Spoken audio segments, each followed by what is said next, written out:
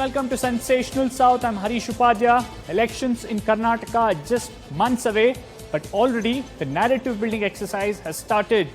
The BJP this week made its intent very clear that it wants to fight this election on a saffron plank.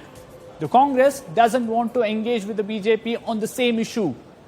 Will this work for the BJP? Will it manage to get a majority on its own for the first time in Karnataka in an election? And how will the Congress now respond to this? We'll discuss this, but first the report.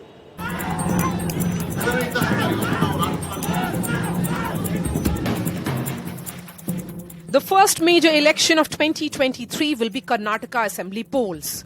With the Congress throwing a formidable challenge to the ruling BJP in the state, the temperature has increased and the BJP has set the narrative already.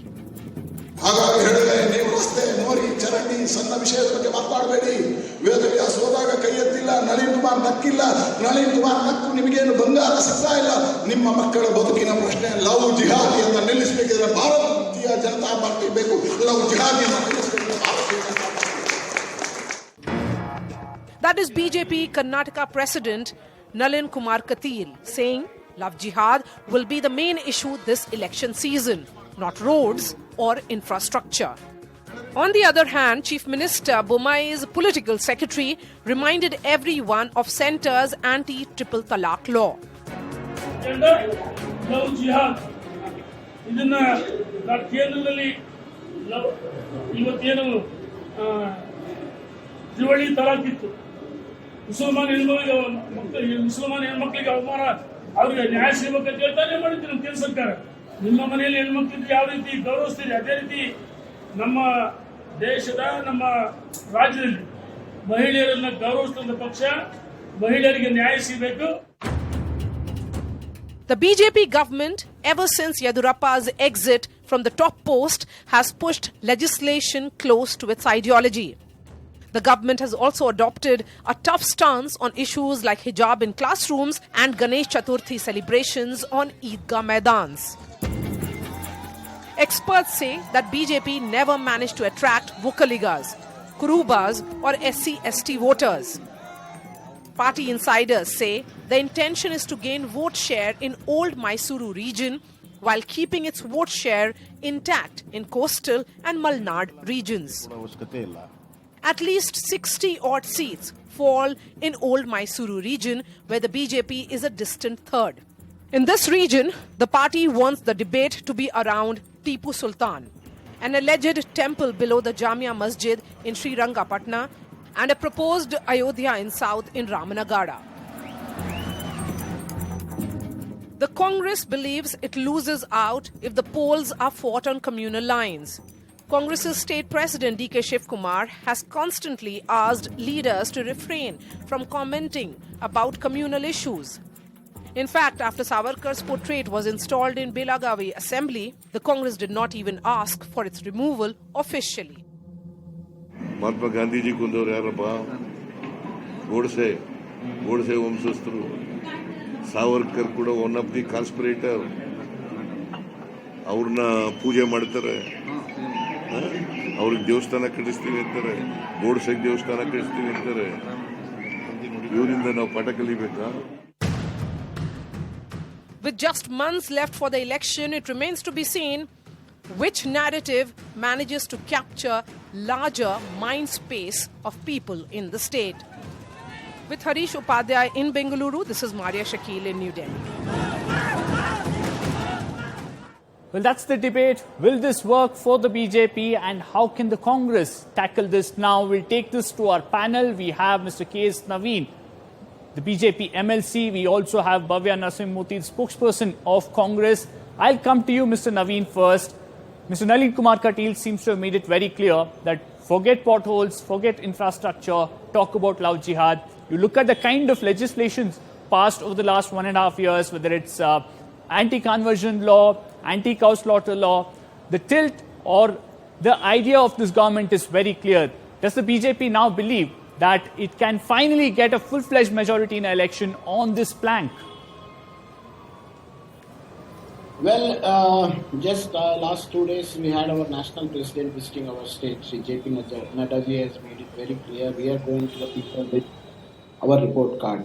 And our narrative is agenda, our election agenda is developmental work, whatever developmental work the state and center has done for Karnataka.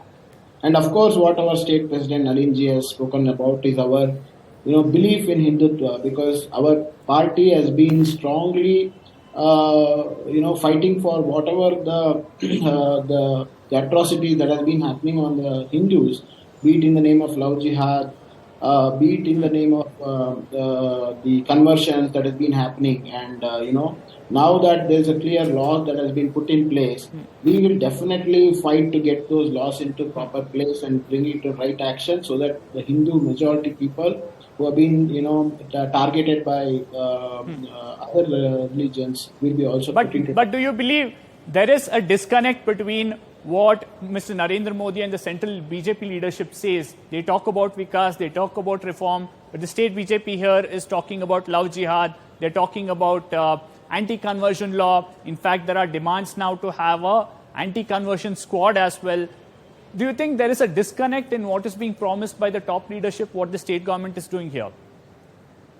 Definitely, there is no disconnect. As I said earlier, the agenda is, the narrative is about the developmental work. So, Sabka Vasat, Sabka Vikas, Sabka Vishwas is something which we have been always trying to do, and we will continue to do that. But of course, in Karnataka, in the name of the secular guys, there has been a lot of atrocities that has been taken up on the Hindus in the past. So we are just trying to get it corrected and set the right path, so that no Hindu girl is going to get into any love jihad, or no innocent Hindus are getting converted for any the missionaries who are offering them something and trying to convert them. Now that this bill is in place, I think both the things are going to set in order. All right. In fact, I'll take that to Bhavya. Bhavya, do you believe that the BJP wants to fight this election on these issues, love jihad, cow slaughter, all these issues, because it makes it difficult for the Congress to respond to that kind of a narrative? So it is such a shame that Mr. Naveen Kumar Patil, who's a state president of a national party, encourages communalism in his speech. They came to power in the name of development, and now they have no developmental policies or any projects to show. Now that we have elections in the next 3 months, and now they want to divide people in the name of religion, and that is all they can do. This is just desperation. That their whole communalism and their attitude of dividing people just comes out even in their speeches now. They are so blatant. I honestly think no matter what they take the narrative as, and people need to understand that development comes first. We as a party, we have always stood by development and development of every religion and every community.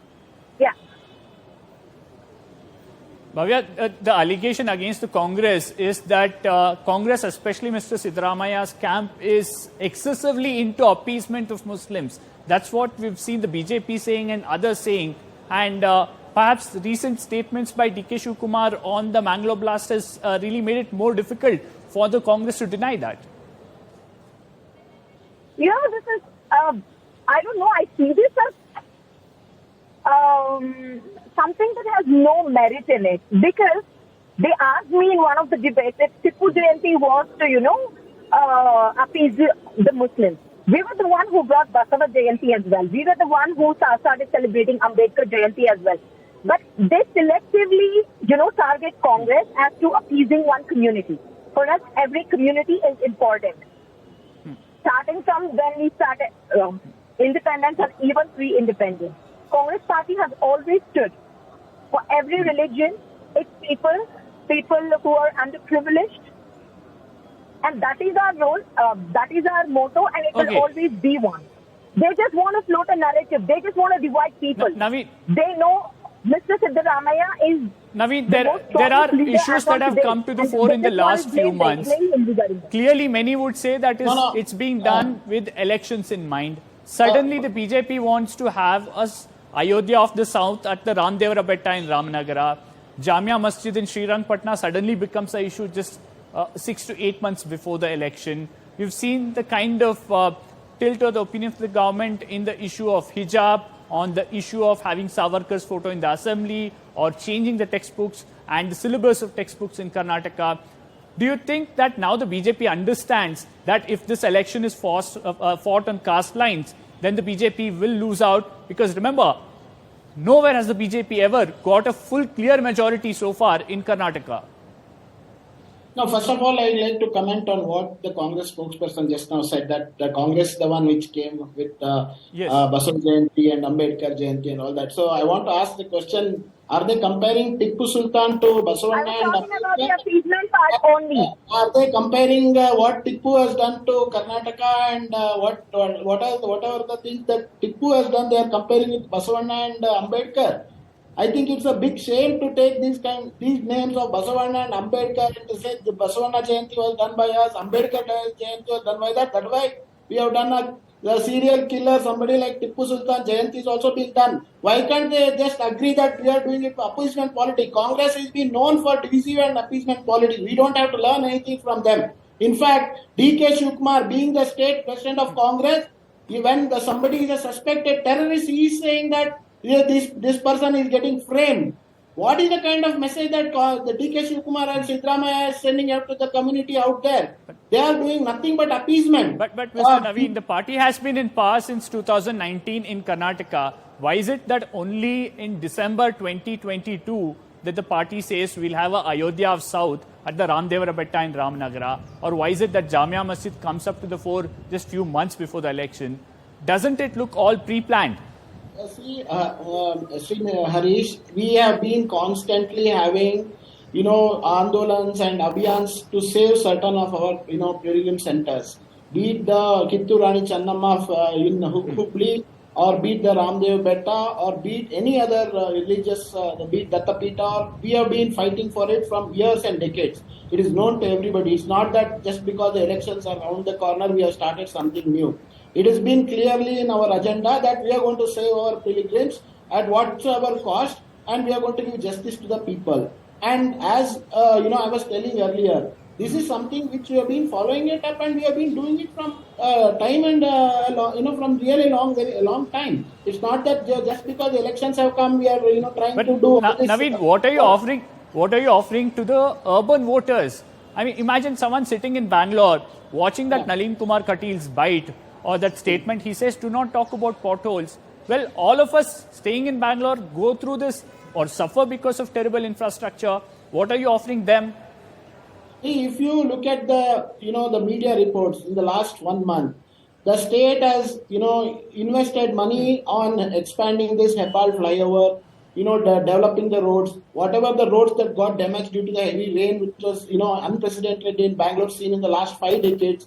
We have taken up all the developmental work, and Centre has agreed to give money. Yesterday itself, Mr. Nitin Gadkariji, our Central Minister for Infrastructure, has come and announced 1,000 crores worth of investment on roads for just Bangalore alone. We are opening the new Bangalore-Mysore Expressway in February. So all these are, something related to Bangalore. The Global Investors Meet, which we did, we have signed 90 lakhs worth of MOU with multiple companies, is going to get thousands and thousands of crores of investment coming into Bangalore, and Bangalore is going to get developed in a very big way. And this is all because of BJP's effort. This has been done because our government has been very proactive in trying to develop Bangalore. Do you see this as Congress's fault that the Congress hasn't managed to, in a way, corner the BJP on this issue, whether asking what the party is doing for the city or the urban pockets of the state, or on countering the BJP on the issue of communal politics? It's really sad that they even ignore.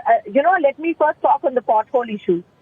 29 people have died in the past 2.5 years due to potholes. They don't care about human life even. All they care about is communalism. Congress party has always been against it, but still we always fight elections based on developmental agenda. And I don't understand why everybody says that we failed at countering their communal narrative.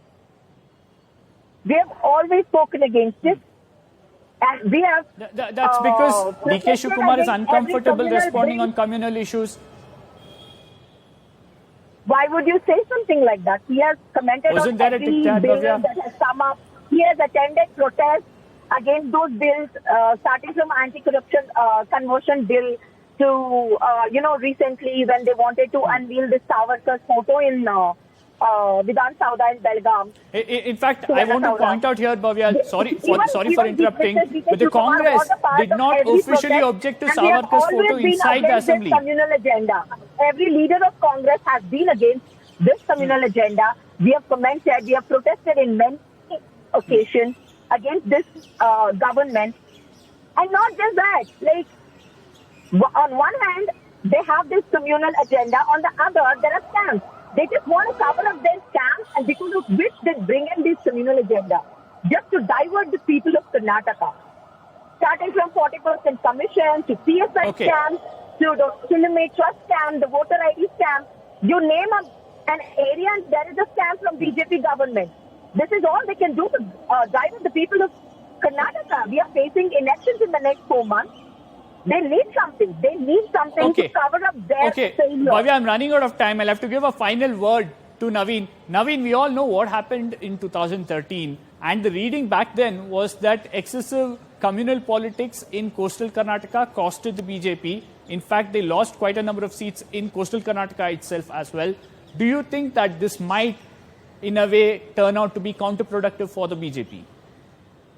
Harish, I don't agree with you. Whatever happened in 2013 was because our party got divided into two other parties and we had a lot of vote division happening. So this time around, we have a very strong leadership in the central. Narendra Modi ji is there. We have a united team of leaders in Karnataka. We are fighting this election together. And be it any part of the state, be it the Karavali, the coastal belt, or the Kittur Karnataka, or the Kalyana Karnataka, or the old Mysore region, we are working on how to win maximum seats in all the 4 or 5 the multiple regions, and also city of Bangalore. We are trying our best to make sure that whatever the number of seats that we have in the last election, we are going to surpass more seats, and definitely we are going to be very successful in our attempts. And I want to say one thing as a final thing. BJP is very clear. Our report card says about our development. We don't want anybody else to let them speak on the numbers. Let them be on development, and we are ready to take that. And Hindutva is our agenda. We are going to do that, and we are going to propagate Hindutva as our agenda as well. All right, okay. We seem to have seen the trailer of the kind of narrative that the parties want to adapt this election season. It will become clear in the coming few months. Well, thank you, Bhavya and Naveen, for joining us on this debate. Time for a break. On the other side, we'll get you more stories from South India.